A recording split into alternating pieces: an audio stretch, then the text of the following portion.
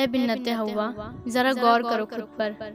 تم اسلام کی شہزادی ہو، حیا تمہارا گہنا اور پاکیزگی تمہاری خوبصورتی ہے، اور جانتی ہو مرد کو عزت کمانی پڑتی ہے، جبکہ دنیا میں عورت کو سب سے زیادہ عزت قرآن نے دی۔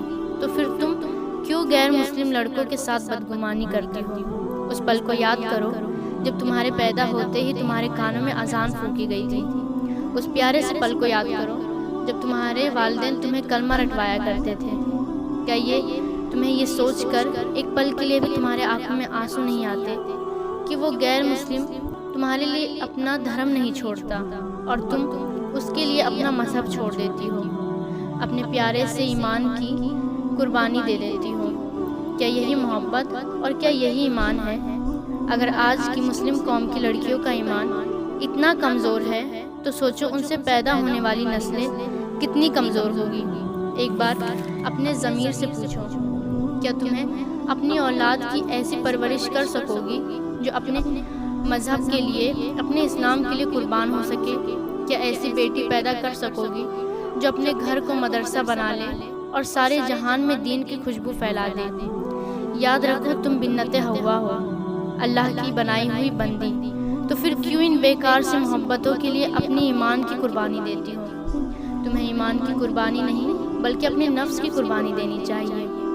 اور یہ جو محبت ہوتی ہے نا، چاہے غیر مسلم سے ہو چاہے ایمان والوں سے ہو، یہ صرف آزمائش ہوتی ہے، صرف اور صرف آزمائش، تمہارے ایمان کی، تمہارے نفس کی، تمہارے دل و دماغ کی۔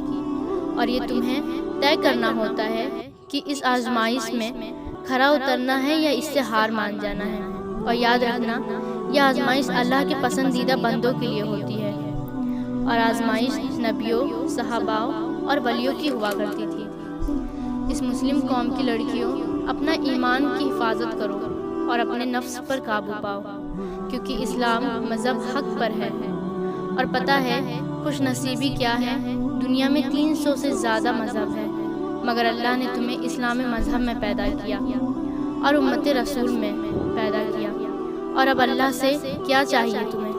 اس لیے اللہ کے واسطے اپنے ایمان کی حفاظت کرو، اپنے نفس پر قابو پاؤ، کیونکہ یہ دنیا فانی ہے، یہ ایک دن فنا ہو جائے گی، تمہاری محبت بھی فنا ہو جائے گی، لیکن جو تم غلطی کر رہی ہو اور جو تم سے غلطی ہو گئی ہے وہ تو نہیں فنا ہوگی، تمہیں اس کا صلہ ضرور ملے گا۔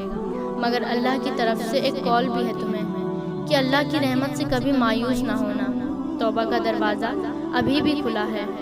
اور میری پیاری بہن، اللہ کے در پر جاؤ تو صحیح، وہ تمہارے آنے سے پہلے ہی تمہارا استقبال کرے گا اور تمہیں خوش آمدید کرے گا، کیونکہ یہی اللہ کی شان ہے اور یہی اللہ کی بادشاہت ہے، اور اللہ غفور الرحیم ہے۔